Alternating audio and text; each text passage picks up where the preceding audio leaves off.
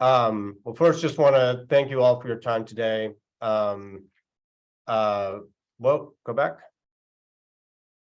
I'm Joshua Breitbart. I'm the Senior Vice President for ConnectALL, lead the state broadband office. Want to thank my colleagues and our consultant team for helping put this together. There are many components to our programs and ways that we can apply the federal rules. And frankly, we get new guidance on some of those federal rules on almost a weekly basis. So one of the things we're doing today is communicating to you how we're interpreting and applying that, and looking to get your input in some critical decisions and steps of the process that we are tasked with implementing or making determinations on. So first, I just want to say thank you to so many of you for the collaboration on the challenges to the first version of the FCC map last winter and into spring, including the follow-up and engagement with internet service providers, in large part because of the work that you did and that we were able to do together. The number of unserved locations on the FCC map went up by about a third, from 106,000 to about 140,000, and the number of underserved shown on the map went up to about 37,000. So that was a significant change, and your participation was really crucial to making that happen. Also greatly appreciate all of the engagement about understanding the current needs, conditions, work you've done in the past, and work you're embarking on now that you shared with our office throughout that time. And where we are at today is we have a new version of the FCC map, and we have to begin a process now of another round of challenges of that map to ensure accuracy, because that map will be the primary driver, or I should say the starting foundation for the eligibility for the key program. And so we want your input on the challenging those maps and how then we should run the state process. So really those next two steps in the process. We did our first round of challenges and got our allocation. We're doing another round of challenges to the map to improve the accuracy. And then the third step will be the state challenge process. And we have more leeway and decision-making on that, and we want your input. We're also going to be asking you to share some information on existing plans that you have, including any existing enforceable commitments you have from service providers, because we have to remove those from the map, and we need your information to do that. Over the course of the next couple months, leading up to September 1st, as I said, challenging the newest iteration of the map, and then one of our other critical programs, affordable housing connectivity, promoting and increasing awareness of that program, and we'll provide an update on that today. And then in the fall, we'll be making our BEAD process, including the state challenge process, available for public comment. We also will be sharing for public comment the state digital equity plan, and there'll be further opportunities to engage in some of the grant funding programs related to affordable housing and public infrastructure, and we'll update on those today. After each section, I'll pause to have some time for questions and answers. We may well not have answers to every question today, including because, again, a lot of things are filtered through guidance from the federal government, but we will take your questions back and make sure that we have an answer, or when we come out with the plan, we can point you to directly the point in the plan that is responsive to your question. So thank you again for your time. We can go to the next slide. So in terms of an overview of ConnectALL, Governor Hochul's greater than $1 billion initiative to bring affordable, reliable, high-speed broadband service to all New York residents and businesses really transform the state's digital infrastructure and make sure we all have a robust marketplace to provide the services that we need. So there are 5 signature grant programs. A rural broadband program, which is really built on the federal broadband equity access and deployment program, part of the Infrastructure Act. Municipal infrastructure and assistance, supporting public infrastructure investments. Affordable housing connectivity to retrofit affordable housing, increase the performance, affordability, and consumer choice for those households. Connectivity innovation, looking at new creative ways to address the needs of rural areas or low-income communities, and promote technological advancements that better the entire state.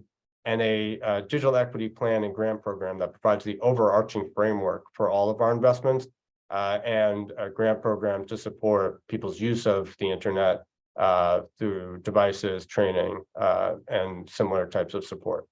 Next slide. The 3 main sources of funding for these programs come from the Infrastructure Investment and Jobs Act. So as I mentioned, the Broadband Equity Access and Deployment Program is included in that. And as I said, because of the changes to the map impacting our allocation, we have an allocation of $664 million from that program to address unserved and underserved locations. State Digital Equity Program, we have a planning grant. We do not yet know exactly how much will be allocated for that program, but we have a range of $50 to $80 million. The American Rescue Plan Act Capital Projects Fund is a total of $345 million that have been allocated to broadband implementation by the ConnectALL office.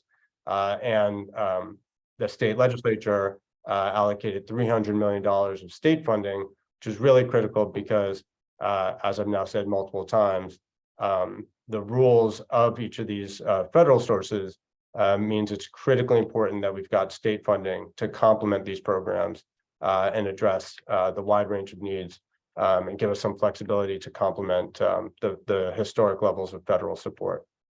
And we greatly appreciate our federal and state partners for this level of support for broadband. Next slide.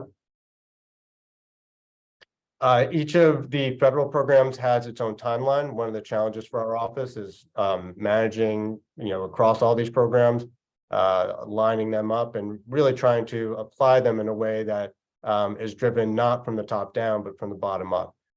So we're working within these timeframes to submit the required plans and proposals, particularly for the digital equity and BEAD programs, to get to the point where we actually are awarded the funds.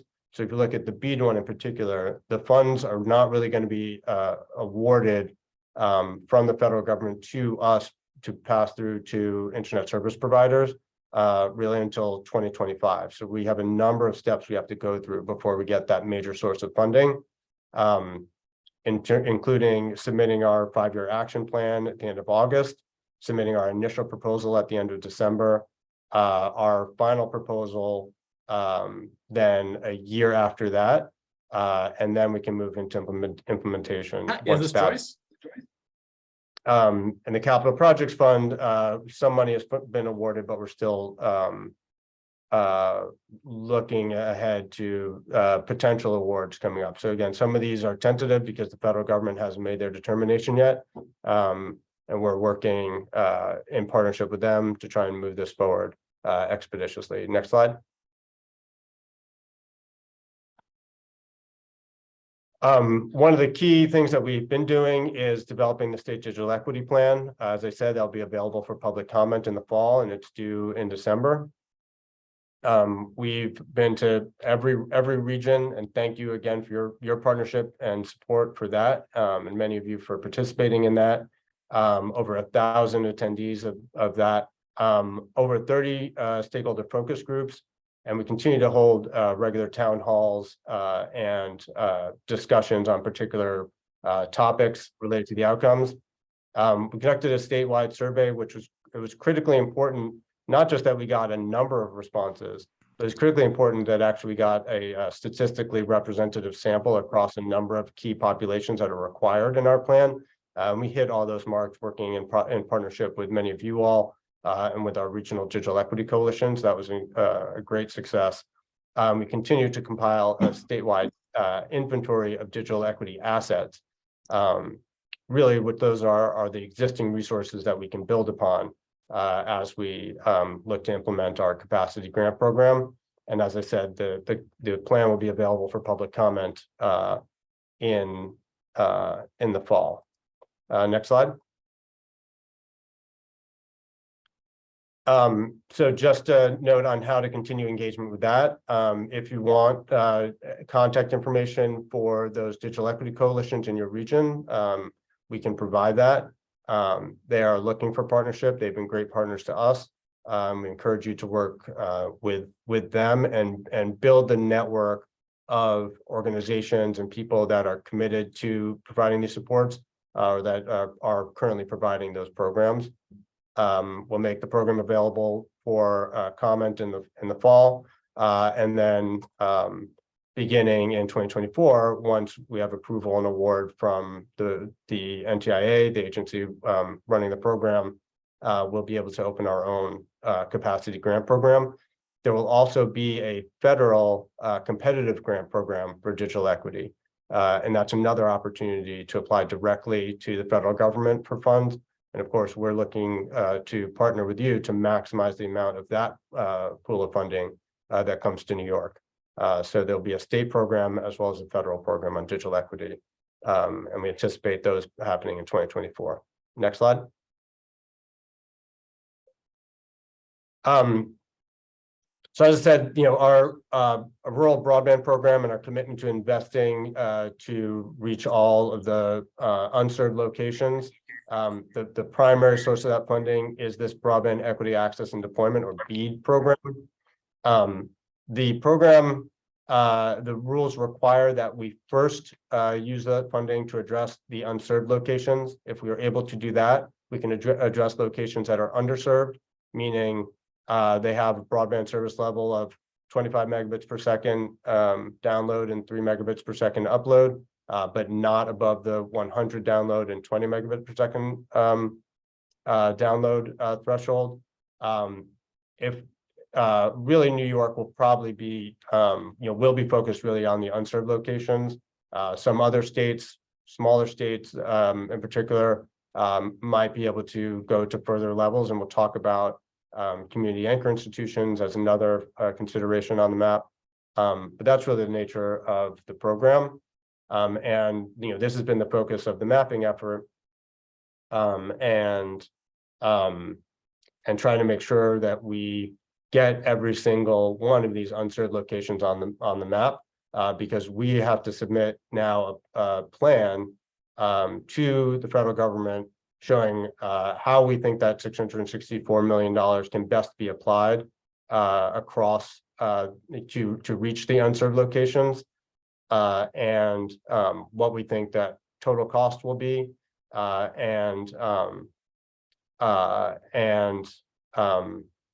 we want it to be as accurate as possible. If a location is not represented on the federal map, it is not eligible for BEAD funding.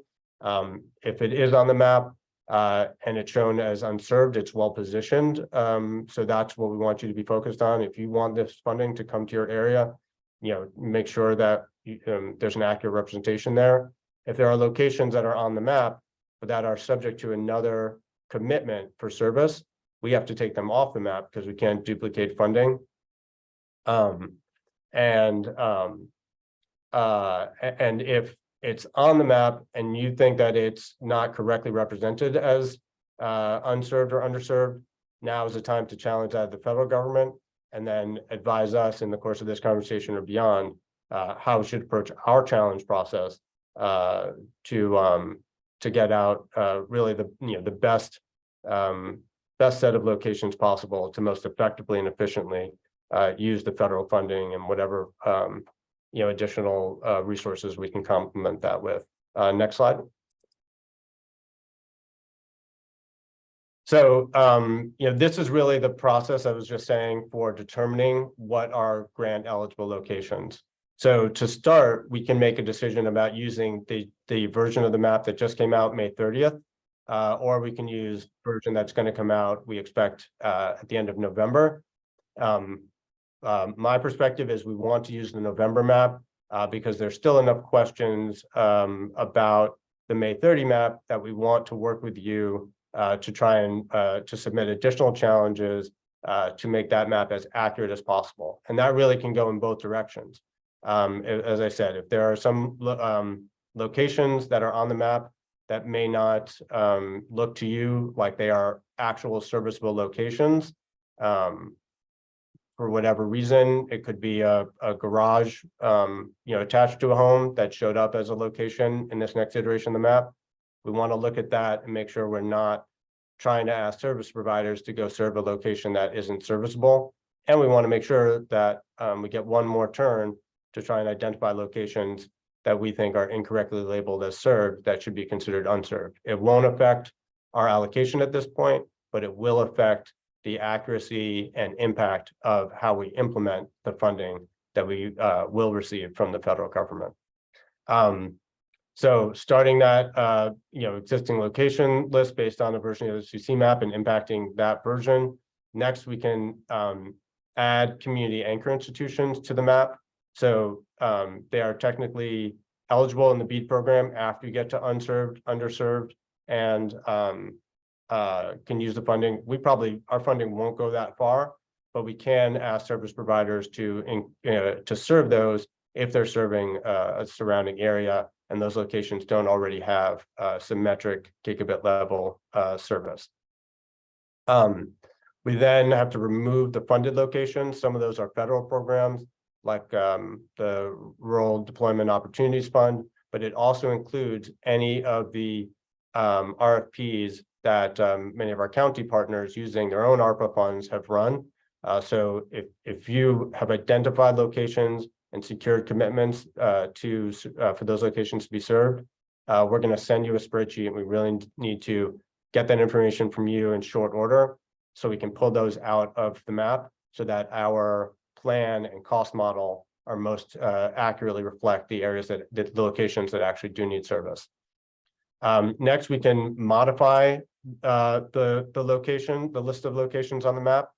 And this is where we really begin to have some significant state authority to turn the FCC map into the map that we want. And we want your input on what types of evidence-based adjustments we can make.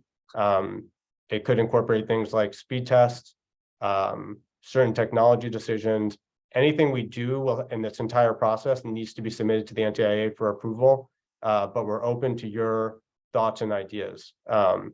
This entire, the approval process, though, not only does it have to be, the more modifications that we submit, one of the concerns that we will have is the time it will take NTIA to review, because we need to run this entire process, and I'll give you the time frame for that in a second, and run the whole grant program in a year from when our initial proposal is approved. So it's a very tight turnaround before we submit then the entire package of grants for the final proposal.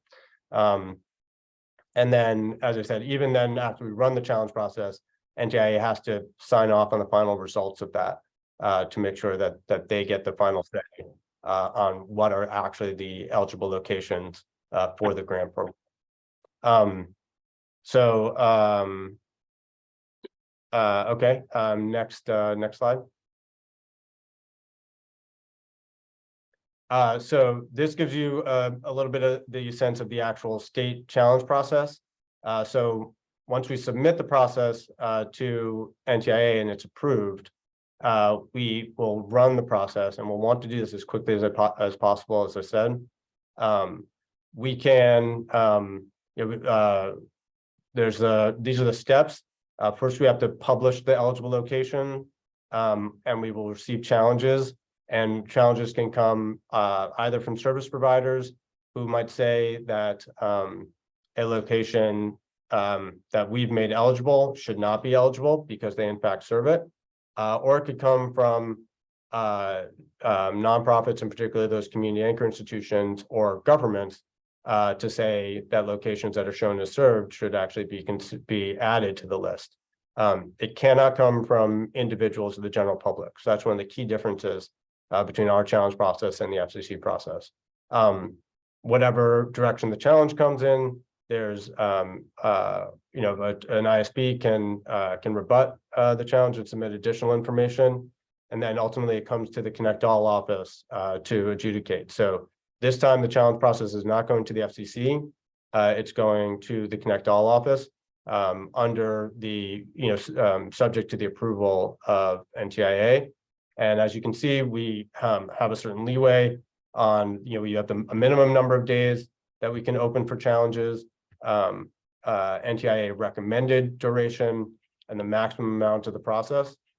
So we can we want to take your input. Obviously, there's a benefit to simplicity, but there's also a great benefit to accuracy and engagement. And as I said, this will be our final chance to get the best data possible for our grant program. So let's go to the next slide. Some of the key decisions that we have to make in the course of implementing this challenge process. One is how should a community anchor institution be defined? There's a standard version refers to schools, libraries, government buildings, health clinics, and things of that nature. But any institution, any community institution that is supporting the adoption of broadband can potentially be considered, but we need a definition that we can apply. Then we need addresses to include, and then we need to know the current broadband status of those locations. So we have to think about it, in that sort of systematic way. Any pre-challenge modifications. So this is what I meant in terms of how we can modify the list.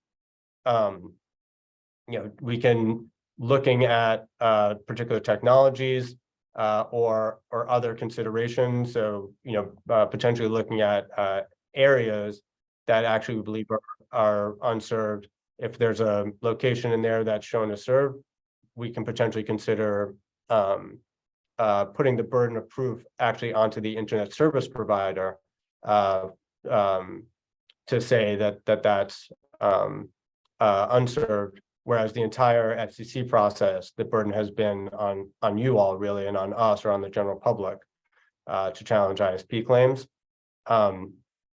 We can make decisions about the allowable types of evidence. If any of you, for those of you who have participated in the FCC process, you submitted evidence, you may have gotten evidence back from ISPs. Based on that experience, I would like to hear from you what types of evidence you think we should be considering in our challenge process. And then we want your thoughts on the role that you can play in the challenge process, given that the general public won't participate. Let's see. One thing also just to note on this process is, we certainly want to have an accurate view of who is unserved, and we want to, be thoughtful about what the threshold is. But of course, also the more locations we add to the map, in some ways, the more challenging it's going to get financially to reach all those locations. So there is a certain balance there, but if a location is in need of broadband service, we want that to be accurately reflected on the map because that's obviously a core part of the assignment for the ConnectALL office and really what you all want for your constituents. Next slide. So to support you in doing that, we can share some baseline data, but really this is another instance where your license to access the FCC data is important, and your GIS capabilities, your own mapping capabilities can be critically important to participate in that process, particularly in the next phase of the challenge, but we're still here to support you. We appreciate coming back around to this effort, given what a lift it was at the beginning. So we appreciate, your continued commitment in this area. We can share baseline data in terms of counties and the number of unserved and unserved locations, as well as looking at the Department of Public Service data. One of the key things that DPS reported on is not just unserved and underserved, but locations that had one service provider or more than one. And that's a critical distinction because we do have this mandate to make sure we have a robust marketplace, and we do have programs. The BEAD program is really focused on locations that have no service or minimal service to get them to having one service provider. But we do have the Affordable Housing Connectivity Program and the Public Infrastructure Program that will prioritize locations, but can also be used to introduce competition. So it's important that we keep thinking about really what does a robust marketplace mean for your community and for the state. In the fall, as I said, you'll be able to see what the process is going to look like and comment on it. At that point, we'll have incorporated your thoughts and the thoughts of many others through the filter of what's permissible, and looking for comment and feedback. And then in 2024, we'll be running that challenge process, as well as sharing the details on the actual grant program, because we have to run the grant program, get the responses, secure the grant commitments, and then submit all that to NTIA for approval. So that is, I'm going to pause now because that really is this current state and what we need from you on the BEAD program. So let's move to the next slide, which just says Q&A and discussion, and see if anybody has any questions. And we can use the raise hand function because this is in the meeting format. Yes, and thank you for answering that question. Certainly locations that don't have any utilities to them will be quite among the challenges, but they're not precluded from, as I understand, they're not precluded from being eligible. They're just going to be particularly challenging. Any other questions about the current state of the FCC map, or anything that I described about how the state challenge process will work? Yeah, I have a quick question. Should the counties that participated in the FCC map #1 challenge wait until the map 2 is out and then somehow use our capacity to compare? Yeah, so you should be the version 2 of the map was released May 30th. And so you should be looking at that version to see if there are any further corrections you'd like to make. And again, in this case, you should also look at the unserved locations and confirm that that's accurate for your county. The Public Service Commission is working on their annual iteration of data as well. And so that will be another resource as they make their update. But we know many of you, based on the work that you've done already, has your own keen sense of the data and just the realities of what people are living. And so you should be looking at that current data set, what was released on May 30th. And if you need support in getting access to that data or finding it, please reach out to us and we'll do our best to support you in gaining access to that federal data set. Laura? Hey, Josh, just a quick question. So once you have finished identifying and created the list of final unserved, are you then going to engage in a reverse auction process that's similar to what was done before, or do you expect that process will vary a little bit? Great question. And this is another area where we can get input from you. It will not be a reverse auction in the way that the New York broadband program was. It will be a competitive grant program, and NTIA gives us certain criteria that we have to include, and then we've got flexibility on the other criteria we can include. So it's not purely based on cost. We have to prioritize first any projects that use fiber to reach those locations. And then we can look at other technologies. But it will be a competitive grants program. And I welcome conversations or input on what the criteria should be that we consider. Again, we've got about 25% of the points of the scoring framework, where we've got some leeway in what that could be. And then 3 categories of maybe we could drop some of that information in the chat of what the 3 factors are that NTIA requires us to consider within the other 75% and making the awards. And then, you know, obviously from a cost standpoint, we are trying to make sure that you know, we take the funding as far as we can get it. Warren, I don't know if that's Yes. Warren County or No, Warren Hart, Greene County. When do okay, you, Warren. when do you think you'll be reaching out to counties that already have commitments with providers and contracts in place for use of other ARPA, with use of other ARPA funds?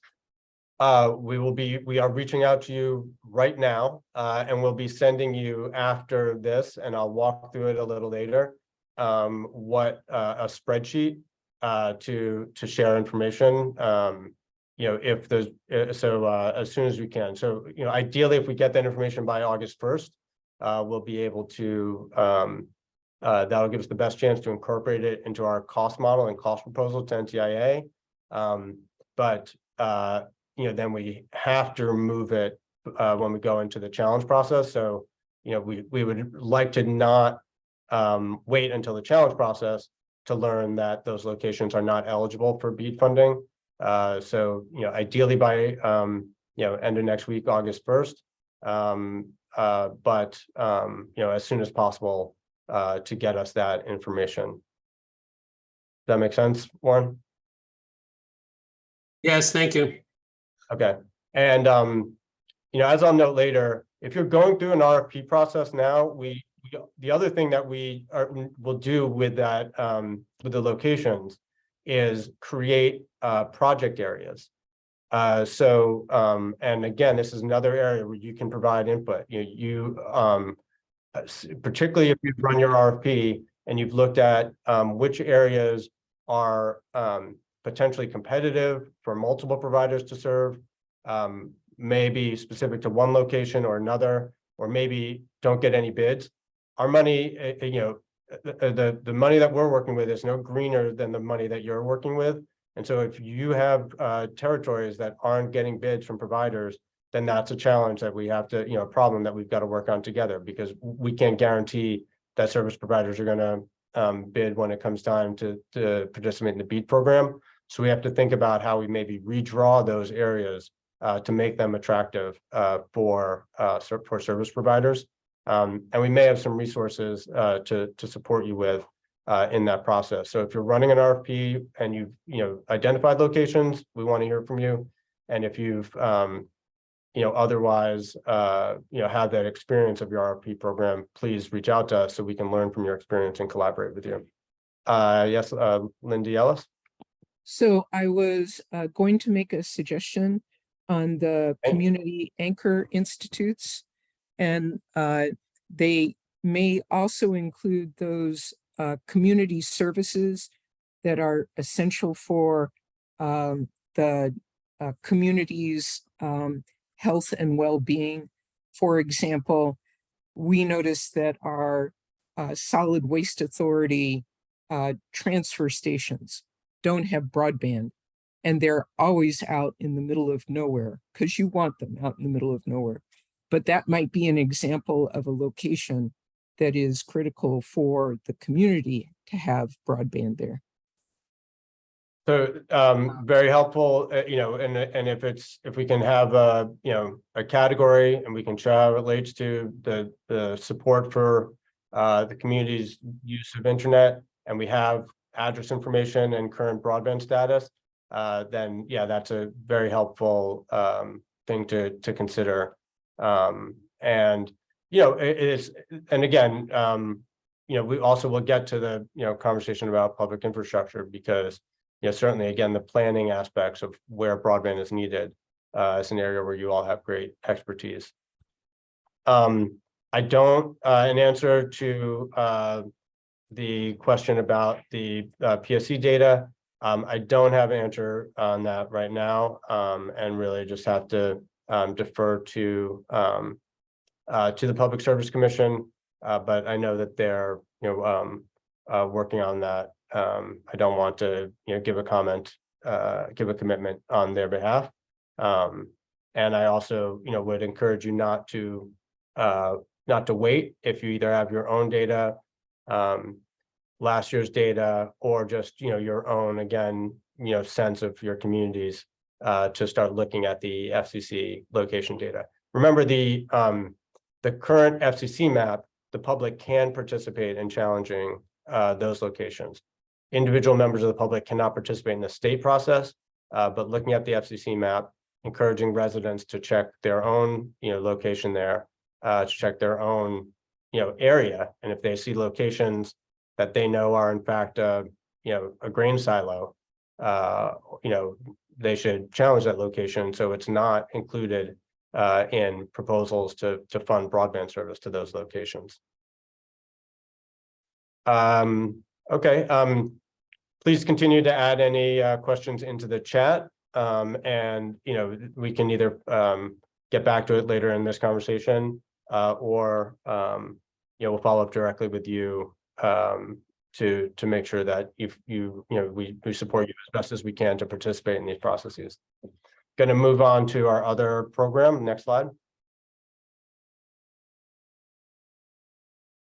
So this is the Affordable Housing Connectivity Program.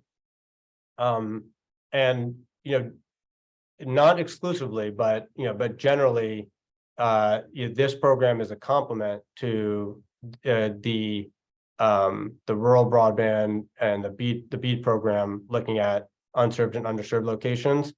There's affordable housing that does not have broadband service, or it has subpar service. That is absolutely going to be prioritized. But obviously, a lot of housing is in urban locations, and so this is another opportunity for counties, for big cities, to help us bring this funding to the locations where we can have the greatest impact.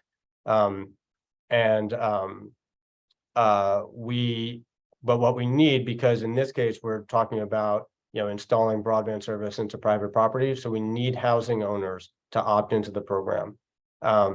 We are making good progress in our own outreach, but we really encourage you to conduct your own outreach. We can go to the next slide. To support that, because that is the baseline requirement for any of this funding to go to your communities, is just to have those that housing opting into the program by completing the initial survey. We will need additional information in terms of building conditions, and we can support completing that information. We can support you with an outreach toolkit to reach out to affordable housing owners, and we're going to be conducting our own continued outreach on that.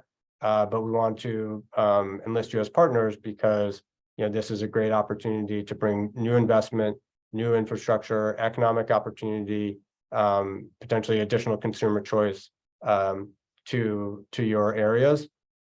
So we are going to be sharing with you information that could include template email, other key points, contact information for some of the housing owners in your area. But again, if you've got a housing agency, a housing authority, you work with these partners, other stakeholders, we want your help making people aware of this program, so we can maximize participation. One of the other keys to that participation, it's not only just the baseline of people participating in it, but it's also that one of the benefits we'll be able to do is bundle housing together to get the best possible deal and attract service providers to work with this program. So that scale is critically important to the success of the program. And again, we'll continue to share information about those funding opportunities as we make them available. for ISPs to apply.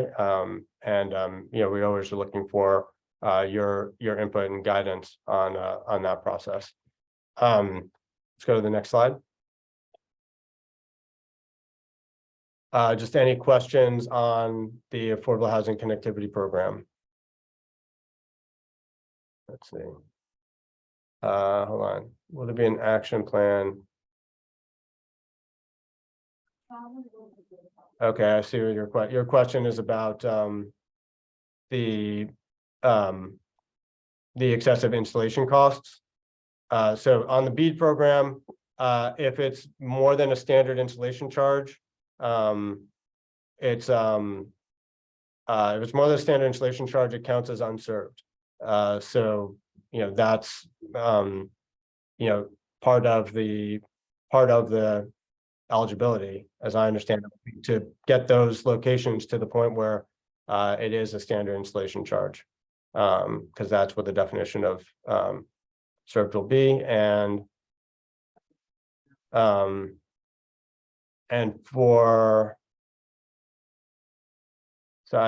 not sure I understand the second question. Maybe somebody could follow up with Cameron to clarify that.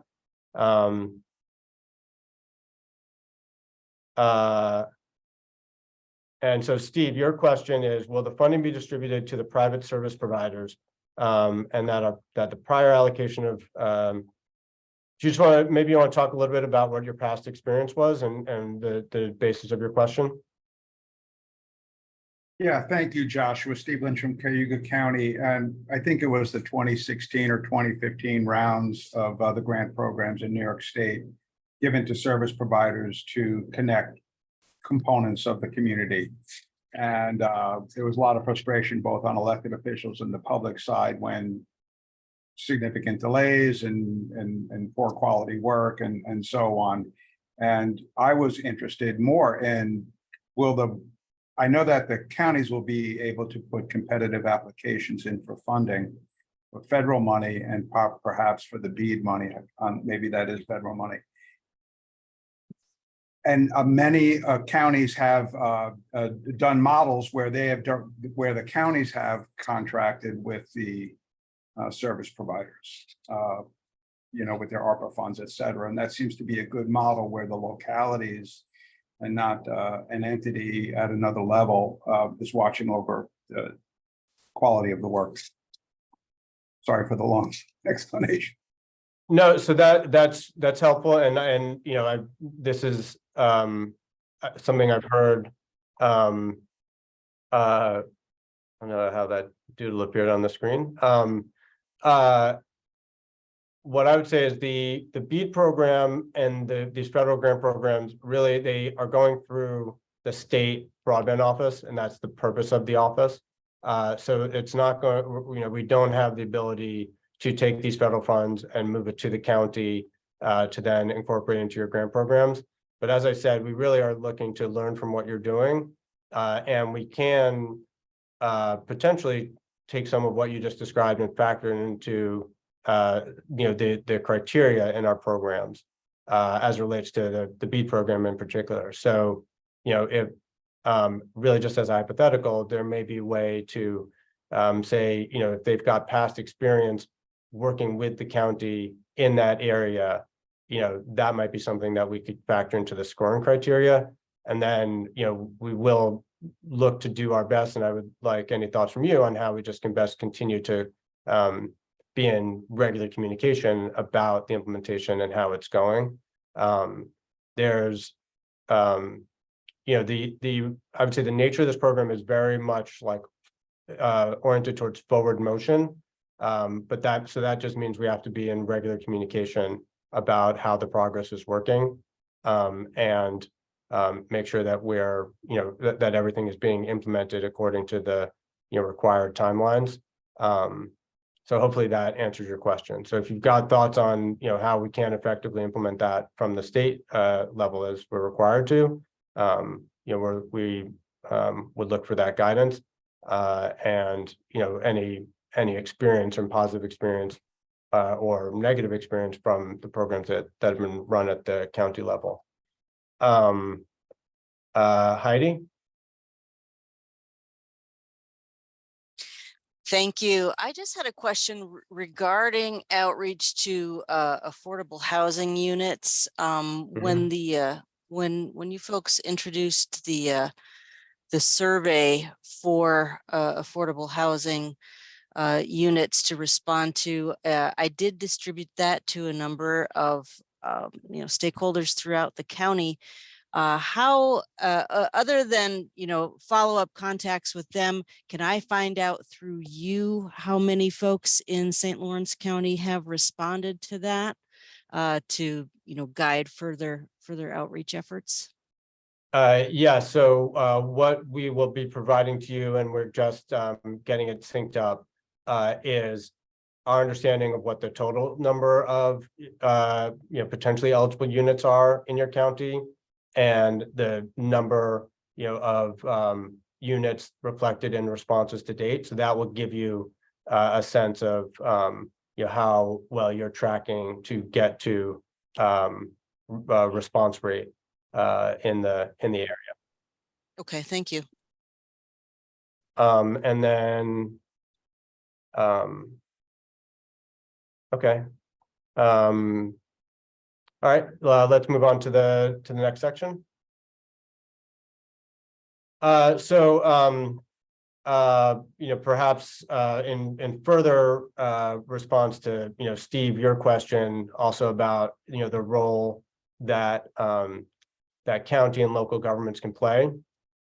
The New York State is really a leader in incorporating investments in public infrastructure into our overall broadband strategy. So as you noted, with the BEAD program, really as required by the federal government, that will be open to any type of internet service provider, private, public, co-op, tribal nation, nonprofit. It's really meant to be an open process. We will have a program based on the authorization from the legislature that prioritizes publicly owned infrastructure and also considers public-private partnerships, particularly for open access fiber, meaning fiber that can be shared by multiple internet service providers, which really lowers the barrier for an internet service provider to enter an area and creates an opportunity for consumer choice in markets that may otherwise not have that opportunity. If you're not aware of the work that we've already done to date in partnership with the New York Power Authority, Southern Tier Network, Development Authority of the North Country, and the village of Sherburne in Shenango County and the town of Nichols in Tioga County, already connected over 2,000 households, beginning deployments in the towns of Diana and Pitcairn in the North Country. And as you can see, this creates an opportunity to have a broadband price that's significantly lower than the county average. And as I said, has some additional benefits in terms of consumer choice and some of the other core principles and part of our mandate. The considerations for this program are it has to have, as we develop this, this grant opportunity, it has to have a last mile component, but that can be of varying amounts of size. So it could be an entire city or town, or municipal utility service territory like in Sherburne or Nichols, but it could also potentially be some number of affordable housing units or multiple dwelling units with a fewer set of locations, but it also needs to be completed in a pretty short window. So if you're considering this program, you should already be in the planning stages and be as close to ready to put shovels in the ground as you can be. And I really encourage you to reach out and talk to us about it. It can be a totally public project. It can be a public-private partnership. Please reach out and talk to us. And thank you to all of you who have already referred possible projects to us or talked to us about these programs. And we will be coming back to you for additional information related to this, including any existing assets that can support this program, because as we're making investments in public infrastructure for the last mile, we want to tie it in to existing public infrastructure, whether it's county or regional networks, or some of our state assets, like with the Power Authority. We want to tie that last mile public infrastructure to middle mile public infrastructure. So we really have a robust statewide presence to increase consumer choice, lower barriers to entry, and give you all, in partnership with us, additional tools to bring investments to your communities and increase broadband service and affordability and reliability in your areas. Let's just go to the next slide in case anybody, any questions on that program.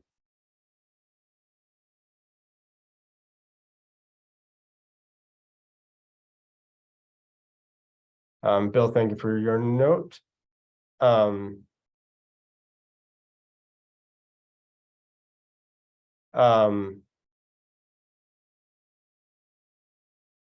Okay. Let's just go to, so the immediate information that we're requesting from you all.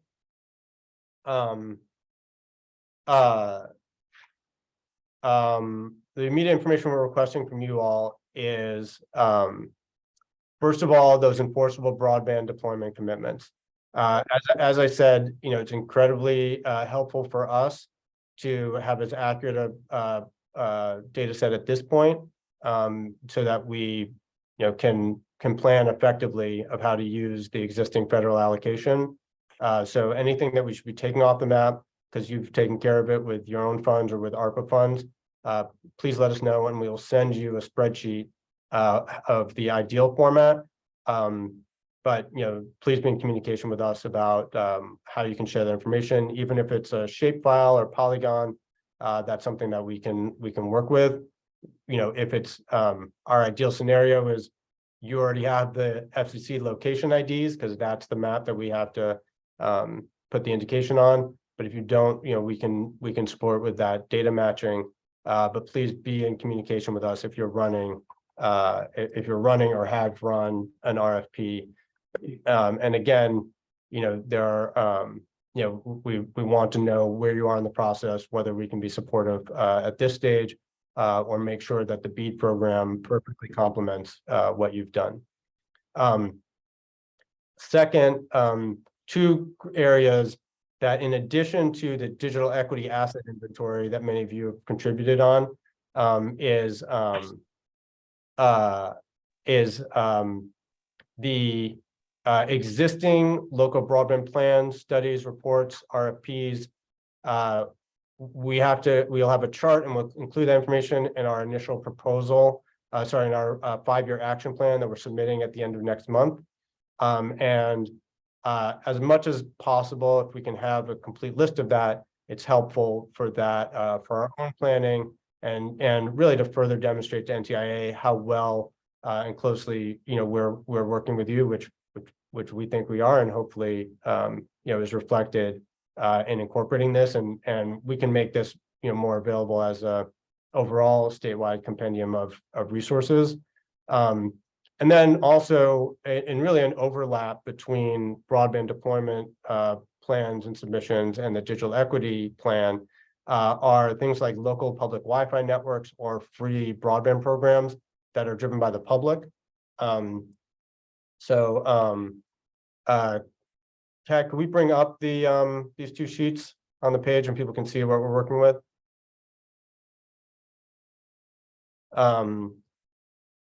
So we'll also share a spreadsheet that has, you know, the information we're looking for on this. But again, you know, you can just send us a link to a report or to a page that has information on your Wi-Fi or public program. You know, it looks a little like this, or maybe even exactly like this. You know, and really, you know, from about the past 2 years or so, or, you know, that are forthcoming, it's helpful to share the information. Tompkins County, great point. You know, yes, if it's forthcoming, and you can share information, but there's not a link available, or, if there's a link to the approval for the RFP, share the information. And, we can follow up and be in conversation with you about how to best reflect that and incorporate that.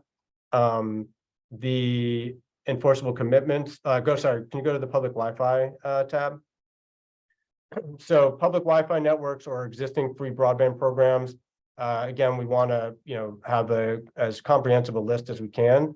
Again, it helps us for just presenting a comprehensive action plan, but also to continue to look to existing models that potentially can be built upon or expanded. This is the best version of the information we'll be looking for. If you've got any questions about filling this out, you can only fill it out partially. Then please do so and get back to us. We'll go back and forth with you. And on enforceable commitments, can you show that tab?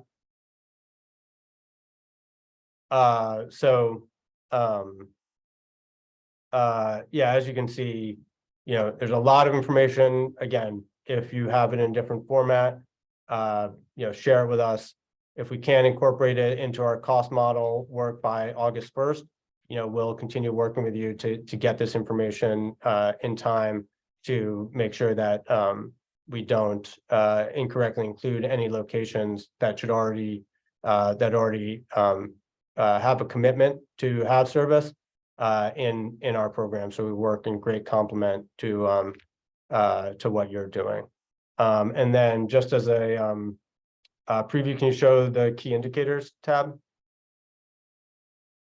So this is, what we just put together as a spreadsheet.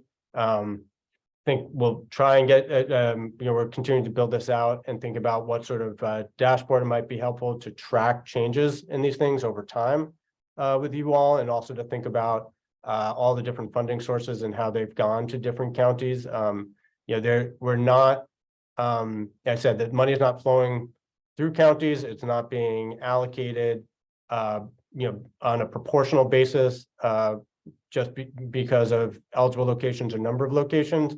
But we do want to be transparent about how the money is flowing across the state and how the different programs, including the New York broadband program, the other federal programs, your own investments, and the ConnectALL office are all working together to have an impact across the state.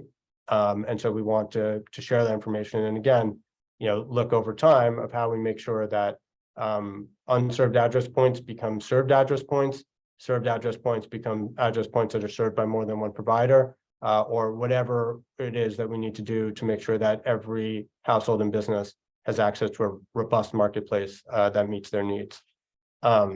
We will be sending out this spreadsheet, and again, we're working on additional information relating to the affordable housing program. Beth, your question about is it worth looking into developing a public broadband network? Great question. I would say, if you haven't started planning it now, it's going to be difficult to work with, with that program. But I would encourage you to reach out to us because of, thinking about how to build off maybe existing work that might be happening in your region. How to get a targeted project potentially, or a public-private partnership in areas where you think open access fiber infrastructure might be a good fit. So, for example, if there's a lot of the unserved locations, as you all know, throughout the state, are in very small pockets. So, primarily that's going to look like grants to internet service providers who are already adjacent to those pockets. To build into that area. But if there are larger areas or towns that have really struggled to get additional private investment or think would be ready for additional competition investment, that's something you can talk to us about how potentially you could take advantage of this program. And then yeah, so Jenny, great question. Jenny, do you want to ask your question out loud? Sure. My question is, how can local municipalities prepare? I was at a meeting that was attended by the regional representative from the NTIA, Empire State Development, local municipalities, providers, and the attorneys. And this was in March in downtown Manhattan. And we were advised to identify a point person or, an entity that would address, this funding process for, let's say, a county and then local municipalities.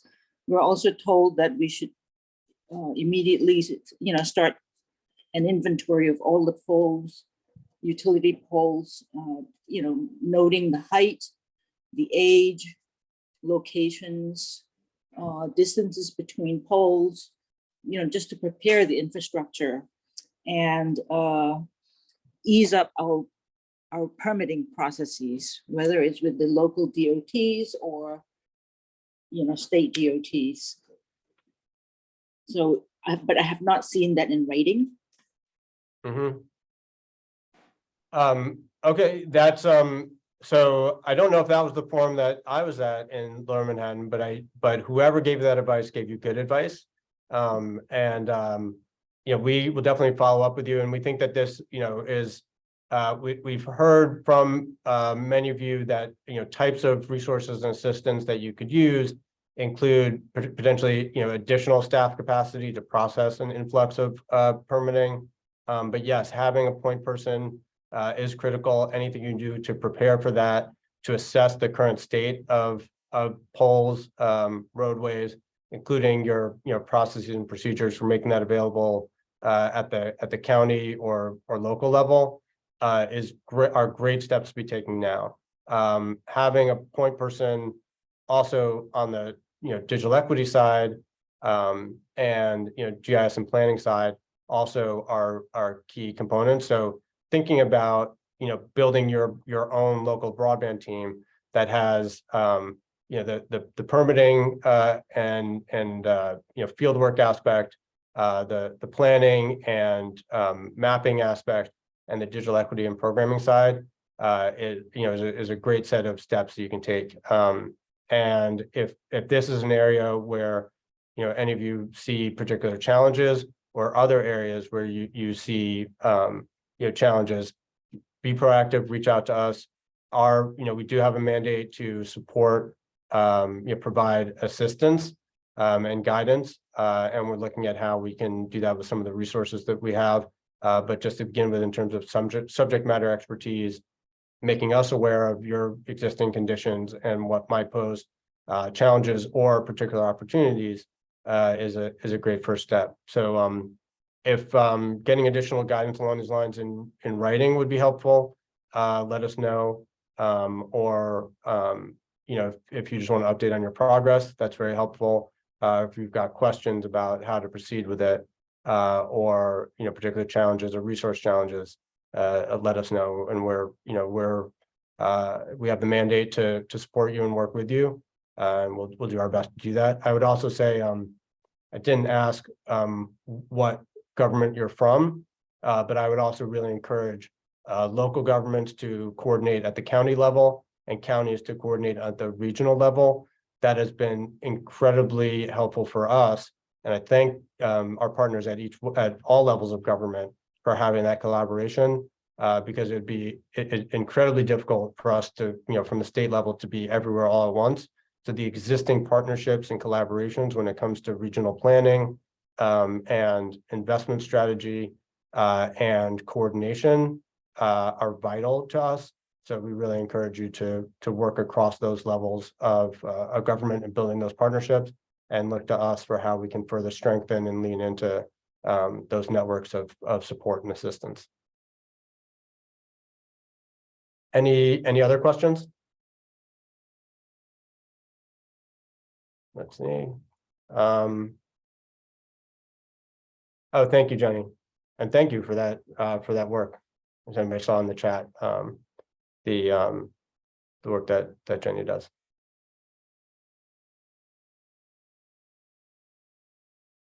Let's go to, I think the next slide is the last slide where I say thank you. Thank you. Again, we'll be sending out the spreadsheet that shares information and requests information. We also will soon have additional information to support the outreach to affordable housing providers.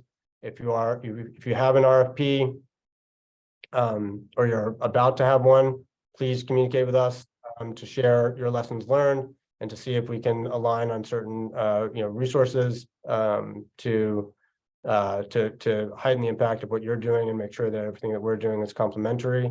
And if you have any questions about the information to share, please reach out. I'll do our best to respond to everybody in short order. And